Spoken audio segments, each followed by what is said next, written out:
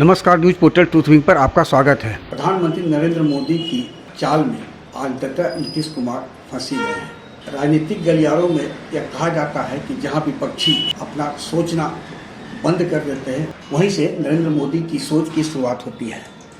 बिहार के मामले में अभी भले ही जो अटकलें लग रही हों, लेकिन अंततः नीतीश कुमार का काउंटडाउन शुरू हो चुका है और अभी लोकसभा चुनाव में समय है और समय रहते भारतीय जनता पार्टी बिहार में अपने घटते जनाधार को न केवल वापस लाने में सफल होगी, बल्कि नीतीश और तेजस्वी की जोड़ी को भी उन्हीं के जनाधार वाले क्षेत्र में कमजोर करने में सफल होगी। ऐसी रणनीति बीजेपी की है और इसका आभास दोनों ओर से हुआ। जहां नीतीश कुमार ने अपनी सोच को विरोध में पलटकर पलटी मार गए, फिर वे अपने पुराने साथी नीतीश कुमार के रहे हैं लालू यादव, उनके साथ चले गए हैं। लेकिन ऐसी क्या बात रही जो आज हम बिहार की राजनीति में जो हम बताने जा रहे हैं, अभी सोशल मीडिया या किसी खुलकर चर्चा नहीं हुई है। अब शुरुआत करते हैं। पिछले इस बार के जो विधानसभा चुनाव हुआ, इसमें नीतीश कुमार को कम सीट रहने के बावजूद भी, बड़े भाई की भूमिका में रहने के बाद भी बीजेपी ने नीतीश कुमार को मुख्यमंत्री का चेहरा चुनाव पूर्व घोषित किया था और प्रधानमंत्री नरेंद्र मोदी ने अपने वादे को निभाया भी। भारतीय जनता पार्टी अब हिंदुत्व के मुद्दे पर पूरे देश में एक माहौल बना रही है। उसमें कहीं न कहीं नीतीश कुमार की सरकार बाधक बन रही थी।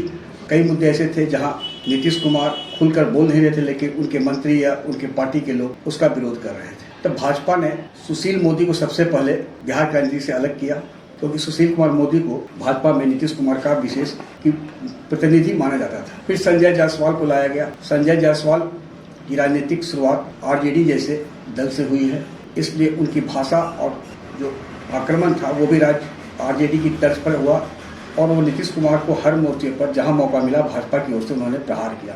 नीतीश संजय जायसवाल और पार्टी प्रवक्ताओं के बयान से काफी आहत हो रहे थे या उनके ईगो पर चोट पहुंच रही थी। फिर विधानसभा अध्यक्ष के साथ नीतीश कुमार की जो कहा सुनी विधानसभा में हुई, उससे नीतीश कुमार को तो जहाँ एक और लाभ मिला उनके आधार वोट बैंक में, लेकिन भाजपा का जो आधार वोट बैंक था भूमिहार समाज, वहाँ एक नाराजगी बोचा उपचुनाव में भी देखने को मिला।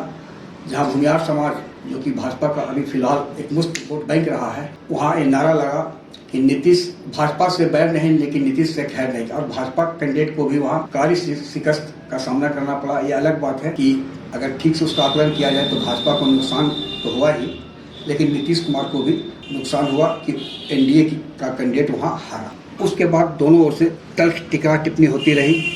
नीतीश कुमार भी भाजपा के स्टैंड से काफ़ी परेशान थे और वे मौका तलाश रहे थे किसी तरह अलग होने का। और इधर उनकी बातचीत आरजेडी खेमे से भी हो रही थी और नीतीश कुमार पर यह दबाव था कि वे भाजपा से अलग हो और जो बयानबाजी हो रही थी उससे नीतीश कुमार छुटकारा पाना चाहते थे। प्रधानमंत्री के द्वारा राष्ट्रपति की विदाई में दिए गए रात्रि भोज में नीतीश कुमार नहीं गए।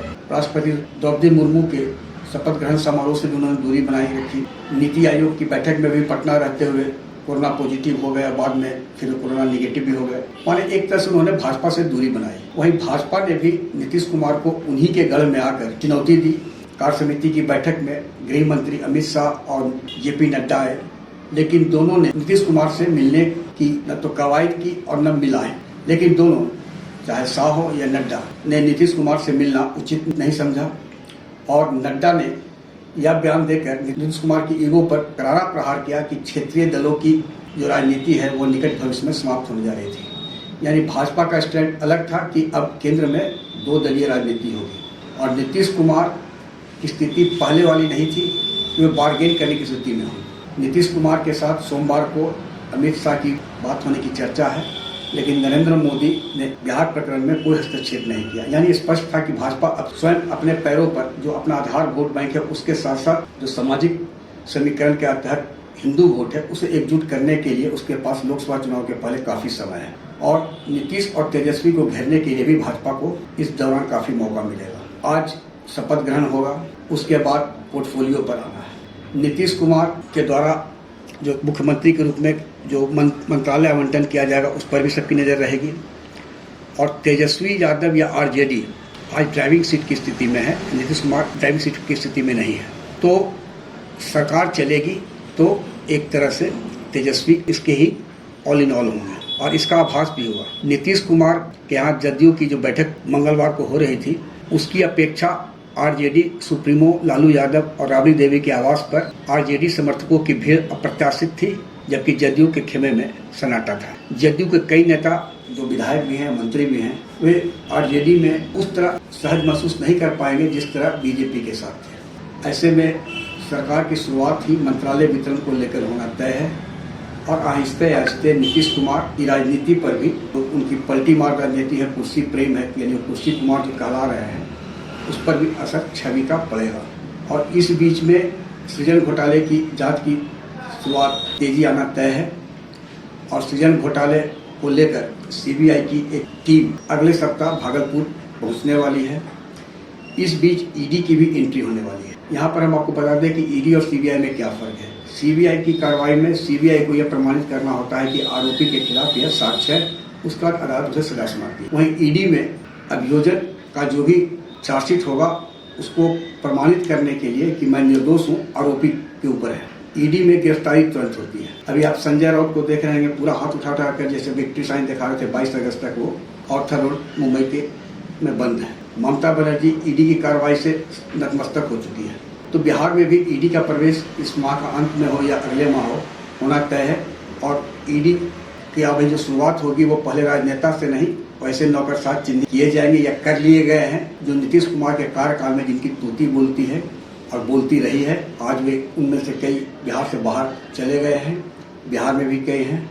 ऐसे अधिकारियों के यहाँ यदि ईडी की छापामारी हुई तो उसका तार कहीं न कहीं राजनेताओं तक भी पहुँचना तय है। तो कुल मिलाकर भाजपा को भले ही अभी मंत्री पद से हाथ धोना पड़ा है कुछ नेताओं को, और नीतीश कुमार इस बीच भाजपा के वैसे धन कुबेर मंत्रियों के खिलाफ भी एसबी ईओ से कार्रवाई सुनिश्चित कराना जरूर चाहेंगे, जिनके चलते नीतीश कुमार को भी यह कहने का मौका मिले कि भाजपा के साथ वो थे तो जरूर, लेकिन अमुक मंत्री जो महाभ्रष्ट से कारगर, उनकी सरकार चल नहीं रही। लेकिन कुल मिलाकर देखा जाए तो नीतीश कुमार को भले ही तत्कालिक फायदा मिला हो, लेकिन आरजेडी आज गेन की स्थिति में है और भविष्य में भाजपा ने आधार वोट बैंक यानी हिंदू समाज को एकजुट करने में सफल रही तो नुकसान भाजपा को कम, महागठबंधन को होगा। वैसे भी भारतीय जनता पार्टी के पास अभी लोकसभा में जो सदस्य संख्या है उसमें यह तय है कि अगले लोकसभा चुनाव में उस संख्या में वृद्धि भी होगी। जैसे गया सीट ही है, परंपरागत सीट है, इसे जबरन आरजेडी को दे दिया गया था। 1971 के इंदिरा लहर में भी भाजपा भारतीय जनता पार्टी गया सीट पर विजय हुई। ऐसे कई सीट है जो उसका परंपरागत सीट रहा है और आने वाले समय में भाजपा अपने आधार वोट को तो बचाएगी ही और मुखर करेगी, और नीतीश कुमार के पास जो है उसे बचाने की अब चुनौती है। आग्रह है कि इस वीडियो के लिंक को लाइक, सब्सक्राइब और शेयर अवश्य करें। धन्यवाद, नमस्कार।